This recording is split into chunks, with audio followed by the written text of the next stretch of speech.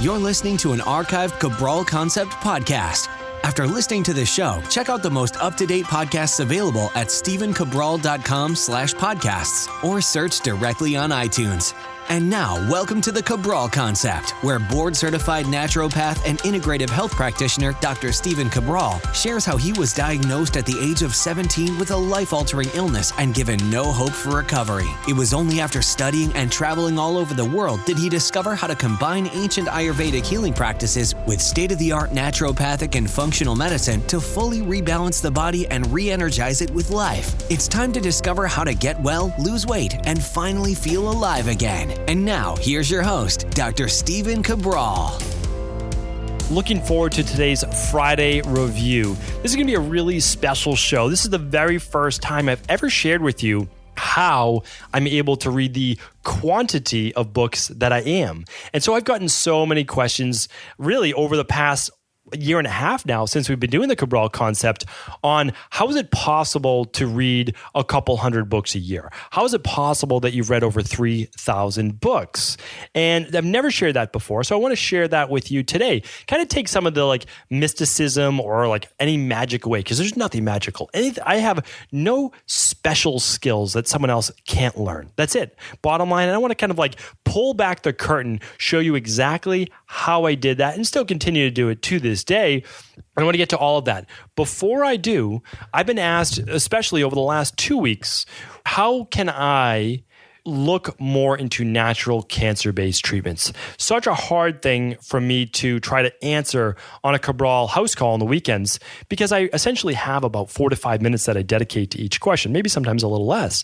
How can I talk about healing cancer from a natural-based perspective in 4 to 5 minutes? I wouldn't do the person justice. So what I try to do is I always try to give people a great place to start. So one book, again, this was put out exactly 20 years ago. Kind of crazy that it's been 20 years. But the truth is, to this day, it's still a really nice book for those people that haven't really gotten into how to work to rebalance the body, right? Because we're not curing disease. That's not what naturopaths do. That's not what natural health practitioners do. But how do we heal the body so that cancer can't exist in it? And one of those books is called The Definitive Guide to Cancer. Again, written in 1997. That's when it was published. I still think it's applicable to this day. Why? Because of a lot of the core things they talk about, let's say about 80% of it, still apply. So whenever something still applies 20 years later, you know that those things are part of that golden rule within cancer. These things have to be followed. You have to go more towards a vegan-based diet, more towards a macrobiotic-based diet, more towards a diet that will lower IGF-1 levels. So if you say that's not true, meats don't cause, listen, when you're talking about cancer, this is not the time to go over dogmas. This is the time to use research from both a conventional medicine and natural-based health perspective. All right. Really, really important. And we know that meats and dairy increase IGF-1. Again, I'm not saying that that's going to give you cancer. That's not today's podcast. What we're talking about is that it can increase IGF-1 levels. So what we don't want is additional tumor growth from increased hormones, right? That doesn't make any sense in terms of prostate cancer, breast cancer, any type of tumor-based cancers. If you were talking about a softer blood type cancer, a little bit different, but we're not talking about that right now. So really, really important. So I think it's a great book. There's so many books I can recommend after that. And I've read, I would probably say maybe 50, 60 books on cancer and natural cancer-based modalities. I really like this book. Now, there are more specific ones after that on very specific types of treatments. And I'm happy to recommend those in the future as well. I like this. And I also like the website, cancertutor.com. And that's just CANCERTUTOR. Of course, I will link up both of these in the show notes today. So just go to stephencabral.com/560. You'll get this book. You'll get the cancertutor.com website. Again, I have no affiliation. I just think that they're putting out really good work. And again, the Cabral Concept is about promoting the best of the best. That's basically bottom line. Someone has the best supplement, I promote it. Someone has the best lab, I promote it. The best book, I promote it. And I do that Because not only do I want the information, but after I've vetted it, then I want you to have it as well, so that hopefully you use it, but then you also share it with those that you really truly care for, friends, family, coworkers, and then they may pass it on to someone as well. I mean, that's how a movement gets started, right? I mean, what we do is we find a truth that we know is the truth, because when we read it, we're like, that makes sense. That makes sense. And then hopefully I'm able to explain it from a perspective that's real world. The Cabral concept from day one, I wanted to speak to you as I would speak to someone that I'm sitting across from on Skype, private wellness client, or in my office. And I want to talk to you in real speak. If you want the nitty gritty on PubMed research and all that, know that I do it, but I'm not going to talk about that on the Cabral concept, because what I want to do is I want to break down those complex theories and give you what works. Bottom line. There are other podcasts that get into the technical based research, and sometimes I'll bring that to you if I feel it's really necessary. But most of the time, what I want to do is within 15 minutes is give you an action plan. I want to give you something that you can do in the real world that's going to get you real world results. So this book will do that. Cancer Tutor is a great place for more information as well. Now I want to share with you, again, a show that I've been looking forward to for probably 500 episodes since people first started asking about it, right? So this is episode 560. People had asked about this from the beginning once they heard okay, how did you read all these books? Well, here's the bottom line. When I got sick, it was late 1995, okay? So late 1995, I got sick. There's no internet back then, and just as an aside, there are computers, but my family didn't have a computer. We just didn't grow up with a computer. I remember the first computer we had, this was probably late 90s for typing documents, and it was a Commodore 64, I believe, some hilarious computer like that.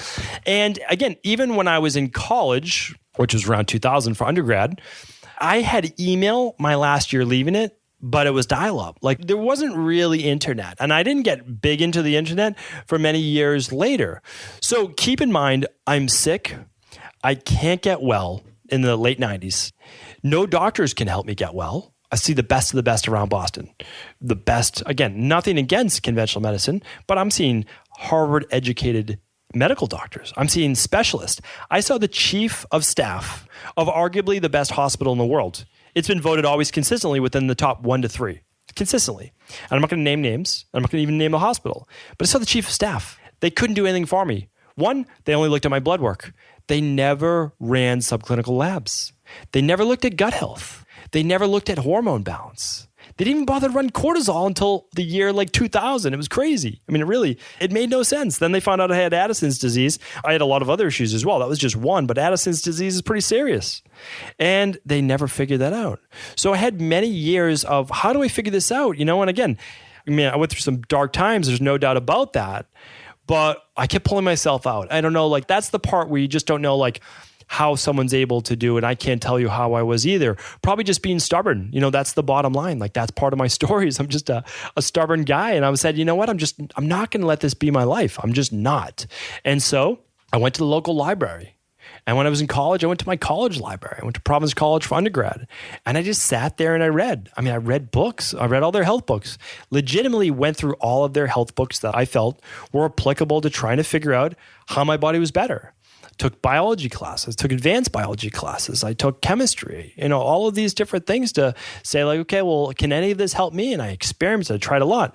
But then we got the internet, right? And we got Amazon, and we got other things like that. And what happened was I just continued to read, meaning one book, I read something in, I said, oh, that's really interesting. That led to the next book. And by the time it was the early 2000s, I was reading 2 to 3 books per week. And then about the mid-2000s, it jumped up to around 4+ books per week. And that only happened, it's because I learned how to speed read, okay? And I know that sounds like it's some crazy magic or like that, but it's not.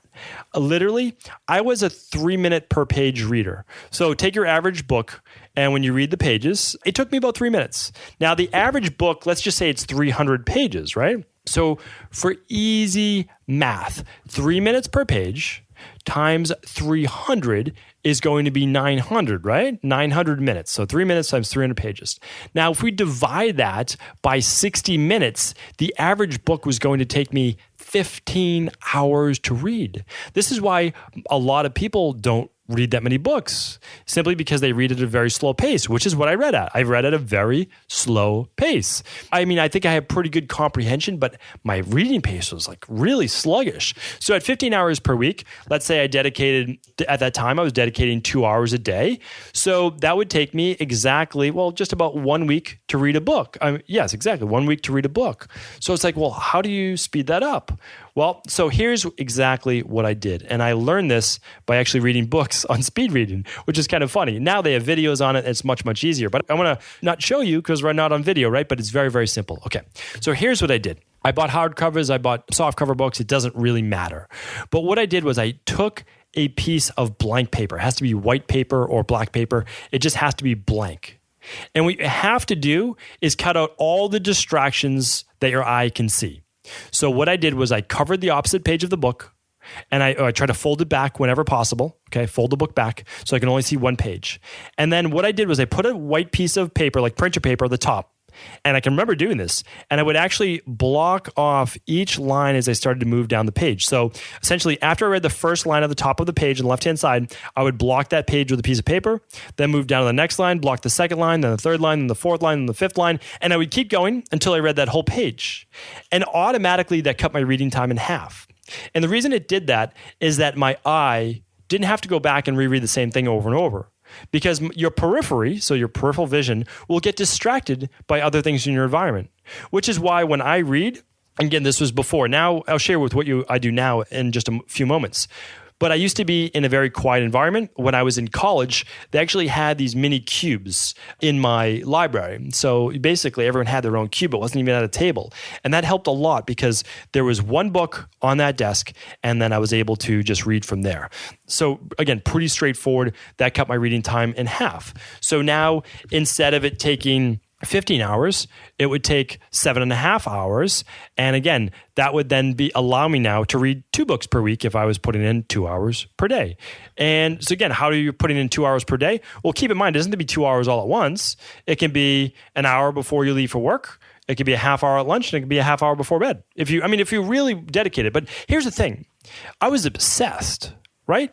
I mean, if you're as sick as I was, and you don't want to be that way because I could no longer play sports. I had brain fog. I'd been a really good, student in high school and in college. I was forcing myself to do it in college. And again, it was working, but I was obsessed with getting better. And so that's part of the reason as well. I had a reason to want to continue to read. And then it got addictive, meaning that I really got into it. I really got into the information.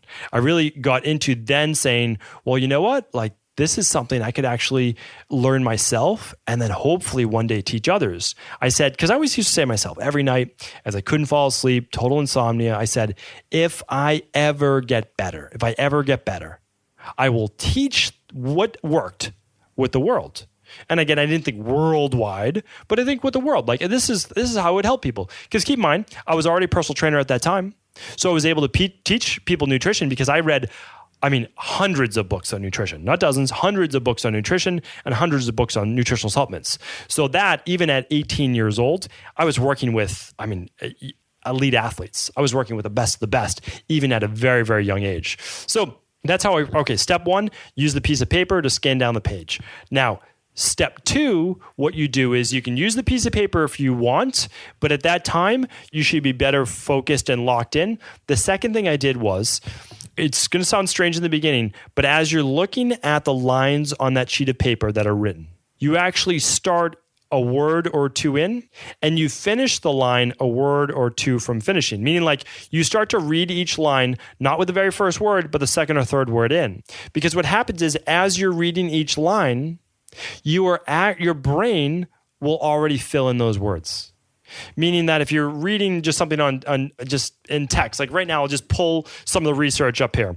It says studies consistently show that the fiber glucomannan, when combined with a healthy diet, can help people lose weight. It leads to improvements in various health markers. Okay, so if I were to read that a couple lines in, I would say consistently shows that the fiber glucomannan, when combined, can help people lose weight, leads to improvements in various health markers.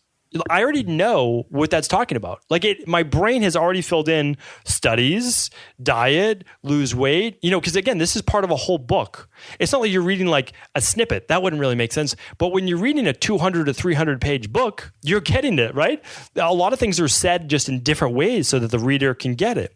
So that then took my reading down to about 1 minute per page. So now I'm down to 300 minutes, which is huge. That's an enormous amount. Now, if I put in 2 hours per day, I can read 3 books per week. See how we did that? So now I can get in 3 books per week. That's 150 books per year with 2 weeks off per year. So I just like to show you like all of this is very doable, but now how did I take it to the next level where I was able to start just really crushing books, just going through them, reading a ton of information, which honestly, it allowed me to, when I was studying for my degree in naturopathy, my doctoral degree in naturopathy, I read all the books that I needed to within a couple of weeks, and I would still continue on with my own for my courses. Like if I ever went back to school right now, I would do the same exact thing. And that's because what I've learned to do now, and this only comes, so I don't think you can jump to step 3 yet. You actually just have to start reading a lot of books. I mean, that comes with anything, right? It's practice. It's putting in your 10,000 hours to become an expert. But now what I did was instead of just going a word or 2 in, I would go 3 or 4 words in and 3 to 4 words out. And I would still be able to read the material. But keep in mind, I've now read over 1,000 books on health and wellness. I can pretty much tell you what the next sentence or paragraph is going to be, because I've not only have I written the articles, done the podcast, done whatever, but even back then I've just read it so many times. But also I learned one trick, and it's called photo reading. So now I'm looking at a block of text, a paragraph as a snapshot, almost like a picture. Now, not everyone can do this. And again, I don't have a lot of skills in a lot of other areas, but reading and visual is one thing that I've always been able to do. I can take snapshots, I can look at things, and I can retain that information.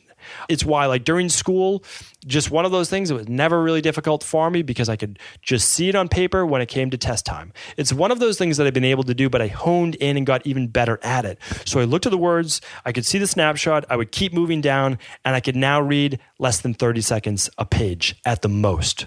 So now I can read in 2 hours per day, I could read 5, 6 books easily a week. Now I don't read that many as much anymore. Honestly, I don't have the need because I've read over 3,000 books now, but there aren't even that many books that I can read now. Meaning like within my interest category, I read a lot of psychology now, I read a lot of other books, but in terms of the wellness-based category, sure, I'll read all the popular stuff that's out so I know what people are talking about.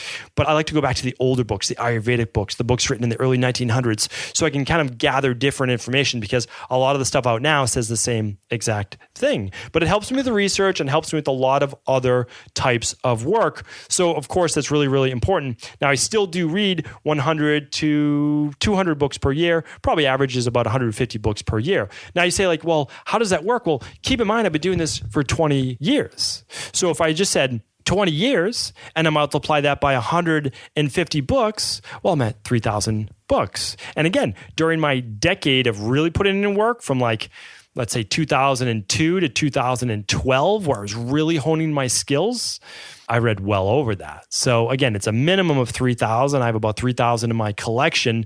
The early books, I never kept. Those were libraries, those types of things. And now I try to keep almost every book because they're part of my research, meaning that I can always go back and say, oh yeah, I remember that book. I pull it out. I sometimes do Sunday reviews where I'll grab 4 or 5 books and I'll go back and I'll look at the highlights or look at the dog-eared pages, and it just is like, it just soaks it back in, and I love it. So again, as you can see, this is something that I love, that I'm into. You don't have to be into health. You could do this for any subject that you're interested in. I mean, it could be music, it could be cooking, it could be art, it could be whatever. And you can start to use these same principles, right? You can use the same principles and transfer it over to anything that you like. And again, when I say that one of the things I can do is read, kind of, it sticks in my mind, it never goes anywhere. That's one of the few skills that I do have, right? So that's a skill where I can't play music, don't sing, don't dance, don't do any one of those things. Enjoy doing them, for sure, enjoy doing them, but no real skill, no real innate talent there. But you can always make yourself do the things. Like I could make myself a better singer. It wouldn't be pretty, for sure, but I could certainly make myself a better singer with a lot of practice. And even if you're not a great reader, You can make yourself a better reader by doing these things. Now, let's just say you're more auditory based, right? Well, I'm not. So again, that's another thing, not a skilled area. My wife makes fun of me all the time. I know 0 song lyrics. I could hear the song a dozen times. I have no idea what they're saying. I really don't, because I'm not an auditory based learner. I'm a visual learner. Now, if you're auditory based, good for you. You can go to just any one of the audiobooks, right? You can purchase an audio book and you can listen to it at 1.5 times. You can listen to it at 2 times. And of course, then you'll be able to get through that many audiobooks faster. And you can just take notes along the way as well. So hopefully today's podcast was helpful. It was at least good for me. I like to get it off my chest. And now I can go back to the Cabral House calls when people say, how do you read that many books? How do you do this, this, and this? Well, this is it. This is my 3 steps that I did. And also my love for it, my obsession really with getting well. But then also I got well. I really did. But then it was my obsession with knowing as much as humanly possible. Being able to really, when someone comes to me with a question, to say, yeah, I've read on that. I've researched that. I've actually worked with quite a number of people just like you. And that's why I know I can help you too.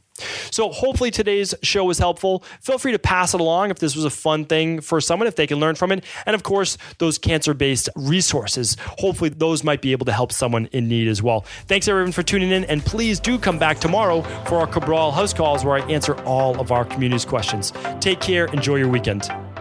Are you ready to heal yourself and then go on to heal others? If so, the Integrative Health Practitioner Institute can help you discover proven functional medicine protocols that blend the best of 7 different healing disciplines from around the world. I personally share with you the exact handouts and protocols I use in my private practice that enable people to get well, lose the weight, and live longer, stronger.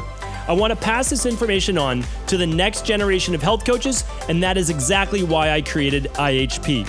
We are the future of the health coaching industry, and the skills and knowledge you will learn will make you an in-demand certified health coach anywhere in the world. Although we have many medical professionals taking the IHP certifications, no experience is necessary, and half our members have no previous health certifications. At the Integrative Health Practitioner Institute, our motto is a health coach in every home. Our goal is that you take this knowledge and then share it with family, friends, loved ones, your community, or in a practice where you create a career you love and can be proud of. The global IHP community is filled with some of the most kind and caring people in the world, and we can't wait to welcome you into our world soon. For more information or to set up a discovery call with one of our IHP Health Coach graduates, simply head over to integrativehealthpractitioner.org.